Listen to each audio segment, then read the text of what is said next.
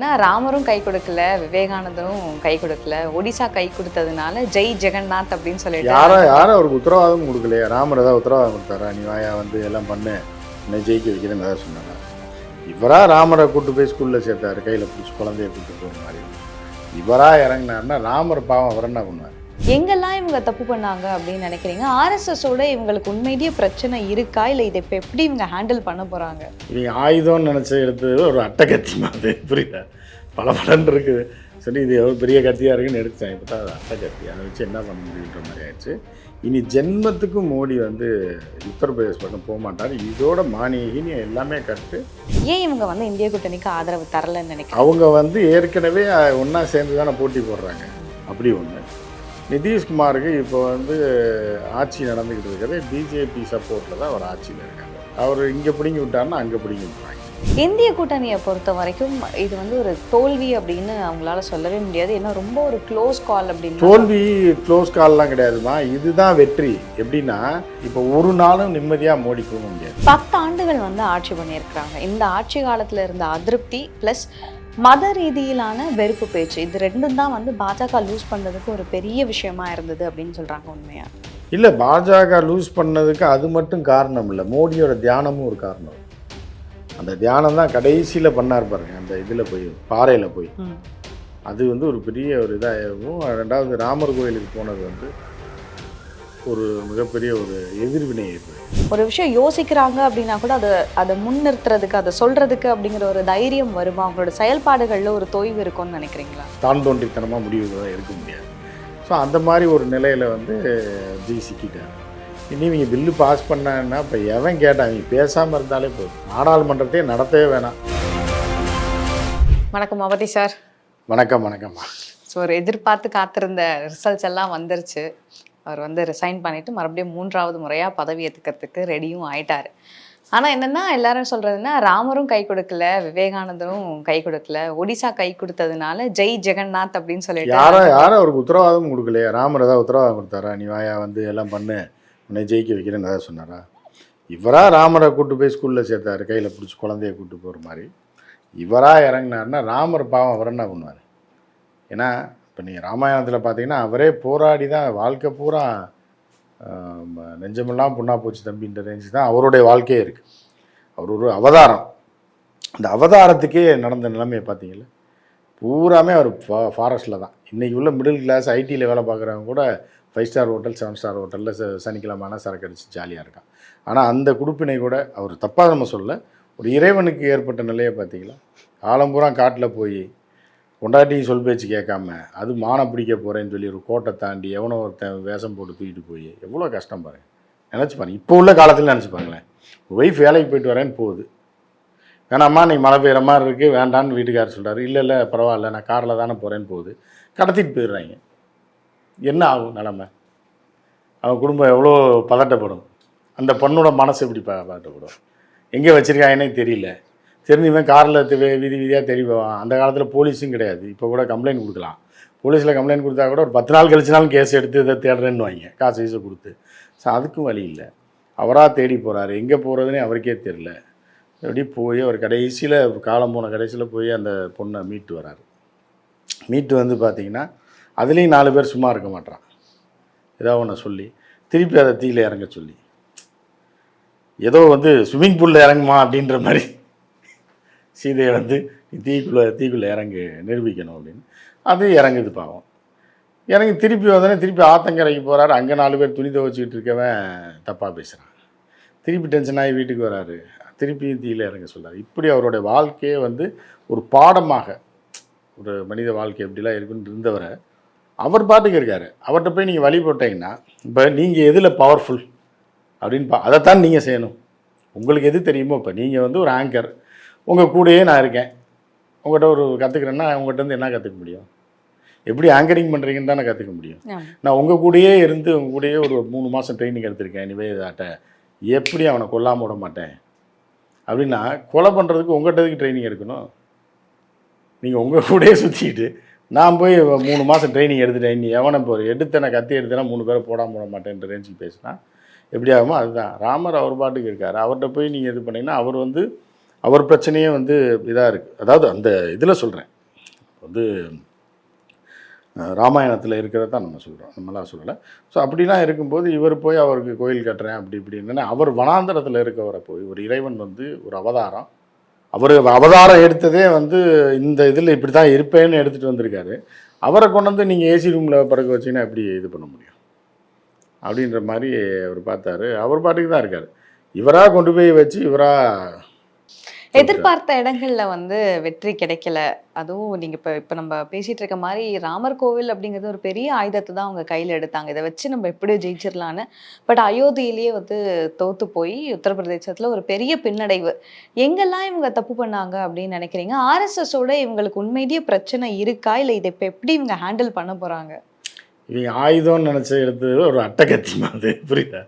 பல பலன் இருக்குது சொல்லி இது எவ்வளோ பெரிய கத்தியாக இருக்குன்னு எடுத்துட்டாங்க. இப்போ தான் அது அட்டைக்கத்தி, அதை வச்சு என்ன பண்ண முடியுன்ற மாதிரி ஆயிடுச்சு. இனி ஜென்மத்துக்கும் மோடி வந்து உத்தரப்பிரதேஷ் பக்கம் போக மாட்டார். இதோட மானியகினி எல்லாமே கட்டு. இவர் வந்து இப்போ முதல்வர் யோகி ஆதித்யநாத் மீது வழக்கு பதிஞ்சாலும் பதிவாங்க. ஏன்னு கேட்டிங்கன்னா உத்தரப்பிரதேசில் இவர்கள் செய்யாத அட்டகாசம் கிடையாது. இவங்க பூரா வந்து கிட்டத்தட்ட ஒரு 48 என்கவுண்டரோ ஏதோ பண்ணியிருக்காங்க முக்கிய ரவுடிகள். அவங்க பூரா பார்த்தீங்கன்னா எதிர்கட்சி சார்ந்தவன், வேறு ஜாதியை சேர்ந்தவன். புரியுதா உங்களுக்கு? ஓகே. யோகி வந்து ரவுடிசத்தை அப்படி ஒழிச்சிட்டாரு, அப்படி பண்ணிட்டாரு, இப்படி பண்ணிட்டாருன்னு சொன்னாங்கல்ல. சுட்டு கொல்லப்பட்டவன் பூரா யாதவ் இனத்தை சேர்ந்தவனும், பிற இனத்தை சேர்ந்தவனும், சத்ரியாஸ் இதை சேர்ந்தவனும், பட்டியல் இனத்தில் சேர்ந்தவனும் தான் கொண்டிருக்காங்க. ஓகே, புரியுதா உங்களுக்கு? அப்போ இது பூரா வந்து திருப்பி விசாரணைக்கு வரும். வீடு புல்டோசரை இடிச்சது பூரா முஸ்லீம் வீடு. ஸோ இது பூரா நாளைக்கு வழக்காகி அவருக்கும் பிரச்சனை ஆகக்கூடிய வாய்ப்பு இருக்குது. ரெண்டாவது இதோட வந்து இனி வந்து ஜென்மத்துக்கும் ராமர் கோயில் பக்கமே மோடி போக மாட்டார். நீங்கள் வேணால் எழுதி வச்சுங்க வாழ்நாளில். உத்தரப்பிரதேஷ் பக்கமே போக மாட்டார். அடுத்த டைம் ஜெய் ஜெகநாத்துக்கு போயிடுவார். திரிசா இல்லைன்னா நயன்தாரான்னு ஒரு இது வரும்ல, நீங்கள் அதை இதோட கோர்க்கக்கூடாது. அதை வடிகள் சொல்லல. அண்ணே திரிசா தானே உங்களுக்கு என்னென்ன, திரிசா இல்லைன்னா திவ்யா, திவ்யா இல்லைன்னா உனக்கு கொண்டுருவேன்ற கதைக்கு இப்போ திரிசா இல்லைன்னா திவ்யா, திவ்யா இல்லைன்னா கொண்டுருவேன்னு அடுத்த ரவுண்டுக்கு போவார். இப்போ வந்து என்னென்னா ராமர் இல்லைன்னா ஜெகநாதர், அடுத்த ரவுண்டு ஜெகநாதர் இல்லைன்னா அப்படின்னா உன்னை கொன்றுவேன்றுவார். ஸோ அதனால் யாரும் கேட்க மாட்டாங்க. இது அடுத்த டைம் நடக்கும். அந்தந்த கடவுள்கள் வழிபடுற மக்கள் அந்த ஊரில் இருக்கான். அந்த கடவுள்கள் அந்த ஊரில் அவங்க பாட்டுக்கு நூற்றுக்கணக்கான வருஷத்தில் 500 வருஷமாக கோயிலில் இருந்து வழிபட்டுக்கிட்டு இருக்காங்க. அவங்க அந்த கடவுள்களை போய் இழுத்து அவர் சொல்லிட்டாரு நான் தான் கடவுள்னு சொல்லி மெண்டல் மாதிரி பேசினா அதுக்கு ஜெகநாதர் பொறுப்பாக மாட்டார், ராமர் பொறுப்பாக மாட்டார். சந்திரபாபு நாயுடுக்கு வந்து வின் பண்ணதுக்கு மோடி அவர்கள் வாழ்த்து சொல்லியிருக்கிறாரு. ஆனால் இதுவே இந்த பக்கம் பீகாரில் நிதிஷ்குமாருக்கு வாழ்த்து சொல்லலை, எதுவுமே சொல்லலை. ஆனால் 2 பேரும் சேர்ந்து வந்து இவருக்கு கூட்டணிக்கான ஆதரவு கொடுத்துருக்காங்க. சந்திரபாபு நாயுடு வந்து துணை பிரதமராக ஆகிறதுக்கான வாய்ப்புகள் இருக்கா?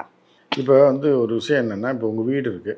உங்கள் வீட்டில் வந்து ஒரு வாட்ச்மேனு, நாய், பேய் எல்லாம் வளர்ப்பீங்க. சரி அப்படிங்கும்போது இப்போ ஒரு உதாரணத்துக்கு சொல்கிறேன். நான் வந்து நீங்கள் யாரையும் கம்பேர் பண்ணிடக்கூடாதுமா. இது வந்து வேறு, இது கதை, இது வந்து நிஜம் வேறு. உங்கள் வீட்டில் ஒரு நாய் இருக்குது. அது வந்து குலைக்குது. உங்கள் விரோதி வந்தாலும் திருட வந்தாலும் குலைக்குது. திருட வந்தாலும் ரோட்டில் போகிறவன்லாம் பார்த்து குலைக்கும். உடனே நீங்கள் டெய்லி வந்து நன்றி சொல்லுவீங்களா? பரவாயில்ல, 4 பேர் இந்த தெருவுக்கு வந்தோடனே குலைக்கிறியே, உனக்கு மிக்க நன்றின்னு. ஏன்னா அது நீங்கள் சோறு போட்டு வளர்க்குறீங்க. சரியா? அந்த மாதிரி நீங்கள் நன்றி சொல்கிறதுல அதே இது வந்து வேறு யாராவது இருந்தாங்கன்னா, இப்போ பக்கத்து வீட்டில் வந்து ஏதாவது ஒரு ஹெல்ப் பண்ணி ஏதாவது ஒரு ஸ்பூன் இருந்தால் கொடுங்களேன், கொடுக்குறாங்க, ரொம்ப தேங்க்ஸுங்க. புரியுதா? இது 2க்கு வித்தியாசம் இருக்குல்ல, அந்த மாதிரி தான் இருக்குது. அது மாதிரி நீங்கள் எதாவது வேறு எதோட கம்பேர் பண்ணிடாதீங்க. யாரோட மனிதர்களோட நீங்கள் புரிஞ்சுக்கிட்டீங்கன்னா சந்தோஷம். என்னன்னா இப்போ இன்னைக்கு கூட வந்து கூட்டம் நடத்தியிருக்கிறாரு எம்பிக்களோட. 3 கேபினெட் மினிஸ்ட்ரிக்கான போஸ்டிங் வேணும் அப்படிங்கிற மாதிரி கேட்கணும் பாஜக கிட்ட அப்படின்னு. இப்போ இவங்க இந்த 2 கட்சிகளுமே வந்துட்டு பிஜேபிக்கு ஆதரவு தெரிவிக்காம இந்திய கூட்டணிக்கு ஆதரவு தெரிவிச்சிருந்தா இது எப்படி மாறி இருந்திருக்கும்? ஏன் இவங்க வந்து இந்திய கூட்டணிக்கு ஆதரவு தரலன்னு நினைக்கிறேன்? அவங்க வந்து ஏற்கனவே ஒன்றா சேர்ந்து தானே போட்டி போடுறாங்க. அப்படி ஒன்று. நிதிஷ்குமாருக்கு இப்போ வந்து ஆட்சி நடந்துக்கிட்டு இருக்கிறதே பிஜேபி சப்போர்ட்டில் தான் அவர் ஆட்சியில் இருக்கார். அவர் இங்கே பிடுங்கி விட்டார்னா அங்கே பிடுங்கி விட்டுருவாங்க. 2 பேருமே போய் சேர்கிற மாதிரி நிலைமையாகும். அதனால் அவர் போகல. சந்திரபாபு நாயுடு ஏற்கனவே பிஜேபி கூட்டணி அமைச்சு தான் அவர் தேர்தலே போட்டிக்கிட்டார். அவர் எப்படி இந்தியா கூட்டணிக்கு போவார்னு நம்ம எதிர்பார்க்க முடியாது. ஆனால் வருவார். பழைய பன்னீர்செல்வமாக ஒரு 3 மாதம் கழிச்சு வருவார். நீங்கள் வெயிட் பண்ணி 3 மாதத்துலேருந்து 6 மாதம் கழிச்சு வெயிட் பண்ணி பார்த்தீங்கன்னா அதெல்லாம் நடக்கும். Okay sir. இந்திய கூட்டணியை பொறுத்த வரைக்கும் இது வந்து ஒரு தோல்வி அப்படின்னு அவங்களால சொல்லவே முடியாது. ஏன்னா ரொம்ப ஒரு க்ளோஸ் கால் அப்படின்னு தோல்வி க்ளோஸ் கால்லாம் கிடையாதுமா, இதுதான் வெற்றி. எப்படின்னா, நீ இந்தியா கூட்டணி ஆட்சி அமைச்சிருந்ததுன்னு வைங்க, ஆட்சி இருந்ததுன்னா மோடியை காணாமல் போயிருப்பார், அவருக்கு எந்த தண்டனையும் கொடுக்க முடியாது, எங்கிட்டா போவார், வழக்கு போடணும், இல்லை பிடிச்சி ஜெயிலில் போடணும், இப்படி தான் பண்ண வேண்டும். ஆனால் வச்சு செய்கிறதுன்றது இதுதான். இப்போ ஒரு நாளும் நிம்மதியாக மோடி தூங்க முடியாது, புரியுது அவங்களுக்கு, தியானம் பண்ண முடியாது. தியானம் பண்ணால் கூட அப்படி மனசுக்குள்ளே இந்தியா கூட்டணி தான் நிற்கும். இந்த ஆட்சியை வந்து மோடி வந்து ஒரு பல் பிடுங்கப்பட்ட ஒரு பாம்பு மாதிரி தான். அதுவும் போக என்ன அப்படின்னா, அந்த பாம்பாட்டிகள் ஒரு பாம்பை வளர்ப்பான், ஒரு கீரியை வளர்த்துக்கிட்டே இருப்பான், சரியா? அதுதான் அவனுக்கு பிழைப்பு. திடீர்னு அந்த பாம்பு செத்துருச்சுன்னா இவன் வாழ்க்கை சூன்யமாயிரும், புரியுதா? கீரி செத்து போச்சுன்னா இவன் வாழ்க்கை சூன்யமாயிரும். அப்படி ஒரு நிலை. அதில் வந்து என்னென்னா, ஒரு பாம்புக்கு 3 பாம்பாட்டி வந்து கொண்டாடுறாங்கன்னு வைங்க, சொந்தம் கொண்டாடுறான்னு வைங்க. நீ இன்றைக்கி வந்து இந்த தெருவுக்கு இதை எடுத்துகிட்டு போ, சாயந்தரமாக கொண்டாந்து என்கிட்ட கொடுத்துடணும். சாயந்தரம் வந்து நான் வந்து எங்கேயாவது ஒரு இடத்துல ஊதுவேன், அப்புறம் அடுத்த நாள் காலையில் எனக்கு கொடுத்துடணும். சனி ஞாயிறு நான் தான் வச்சுக்குவேன். இந்த சண்டையெல்லாம் இனிமேல் தான் வரும். ஒத்த பாம்பு, இந்த ஒத்த பாம்பு பல்ல பிடிங்கிட்டாங்க. இப்போ அதை வச்சு எவன் வித்தை காட்டுறான்னு மட்டும் நீங்கள் பாருங்கள். ஒரு இடத்துல நீங்கள் அந்த வித்தையை பார்க்க முடியாது, பல இடத்துல அந்த வித்தையை பார்க்கும்போது உங்களுக்கு வந்து இப்போ இந்தியா கூட்டணி வந்து இது மாதிரி போலீஸ் மாதிரி வச்சு, இங்கே ஏன்டா வித்தை காட்டுற இருந்துச்சு ஓடுறான்னு துரத்தி விட்றாங்க. பாதியில் பாம்பை அடிச்சுக்கிடுச்சு பெட்டியில் வச்சு கொண்டு ஓடணும். ஸோ இப்படிப்பட்ட ஒரு நிலையில தான் ஜி சிக்கிட்டார். ஓகே, இப்போ அதான் சார் கேட்கணும். ஏன்னா தன்னிச்சையாக ஆட்சி அமைக்கிறாங்க அப்படிங்கும்போது, ஒரு புதுசாக ஒரு விஷயத்த பண்ணணும்னு நினைக்கிறாங்க, இல்லை ஒரு பில் பாஸ் பண்ணணும்னு நினைக்கிறாங்க கூட, எந்த ஒரு ஆதரவும் இல்லாமல் அவங்களுடைய எடுத்த ஒரு டெசிஷன், அதுக்கப்புறம் அதை வந்து மற்றவங்ககிட்ட பேசி சொல்கிறதுன்னு ஒன்று. ஆனால் இப்போது கூட்டணி கட்சிகளோட ஆதரவோடு வைக்கும்போது ஒரு விஷயம் யோசிக்கிறாங்க அப்படின்னா கூட அதை முன்னிறுத்துறதுக்கு, அதை சொல்கிறதுக்கு அப்படிங்கிற ஒரு தைரியம் வருமா? அவங்களோட செயல்பாடுகளில் ஒரு தொய்வு இருக்கும்னு நினைக்கிறீங்களா?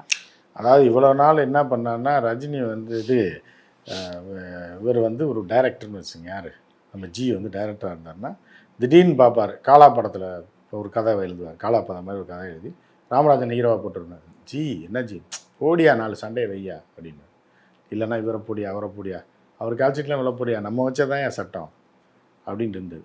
இப்போ வந்து அப்படி கிடையாது. இப்போ வந்து ஒவ்வொரு கதையும் நீங்கள் யோசிக்கும் போது இவருக்காக மட்டும்தான் யோசிச்சாகும், இல்லைன்னா அவங்களுக்கு நிலைமை மோசமாயிடும். தான் தோன்றித்தனமாக முடிவுகளை எடுக்க முடியாது. ஸோ அந்த மாதிரி ஒரு நிலையில் வந்து ஜி சிக்கிட்டார். இனி இவங்க பில்லு பாஸ் பண்ணாங்கன்னா இப்போ எவன் கேட்டான், அவங்க பேசாமல் இருந்தாலே போதும், நாடாளுமன்றத்தையே நடத்தவே வேணாம், பேசாமல் இருந்தாலே போதும். இனி வந்து நாடாளுமன்றத்துக்கு வந்து தானே ஆகணும். வந்ததே இல்லை, 1-2 டைம் தான் வந்தார். அந்த முதல்ல வந்து சந்திரபாபு நாயுடுக்கு வந்து நம்ம ஒரு இது கொடுக்கணும். நமக்கு ஒரு காலத்தில் அவர் கூடயே நம்ம ட்ராவல் பண்ணியிருக்கோம் வருஷக்கணக்காக, சில வருடங்கள். அவர் போய் ஏன்னா அவர்கிட்ட சொல்லக்கூடிய ஒரு விஷயம் என்ன அப்படின்னா, முதல்ல அந்த செங்கோலை எடுத்து போட்டுருங்க, அது உங்களுக்கும் ஆபத்து தான் அப்படின்ற மாதிரி சொல்லணும். இல்லைன்னா அந்த நாடாளுமன்றத்தை விட்டுவிட்டு பழைய நாடாளுமன்றத்திற்கே இவர்களே வர வச்சா தான் நல்லது. இல்லைன்னா மோடிக்கு இன்னும் வந்து அழிவு தான். 10 ஆண்டுகள் வந்து ஆட்சி பண்ணியிருக்கிறாங்க. இந்த ஆட்சி காலத்தில் இருந்த அதிருப்தி ப்ளஸ் மத ரீதியிலான வெறுப்பு பேச்சு, இது ரெண்டும் தான் வந்து பாஜக லூஸ் பண்ணுறதுக்கு ஒரு பெரிய விஷயமா இருந்தது அப்படின்னு சொல்கிறாங்க. உண்மையா? இல்லை, பாஜக லூஸ் பண்ணதுக்கு அது மட்டும் காரணம் இல்லை, மோடியோட தியானமும் ஒரு காரணம். அந்த தியானம் தான் கடைசியில் பண்ணார் பாருங்க, அந்த இதில் போய் பாறையில் போய், அது வந்து ஒரு பெரிய ஒரு இதாகவும். 2வது ராமர் கோயிலுக்கு போனது வந்து ஒரு மிகப்பெரிய ஒரு எதிர்வினை ஏற்படுத்துச்சு. சில நல்ல சக்திகள் ஒரு இடத்துக்கு போனால் அந்த நல்ல சக்தியோட நல்ல சக்தி போது இதாகும், சில நேரத்தில் தீய சக்திகள் போச்சுன்னா தீய விஷயங்கள் நடக்கும். எப்படி நடக்கும்னே சொல்ல முடியாது.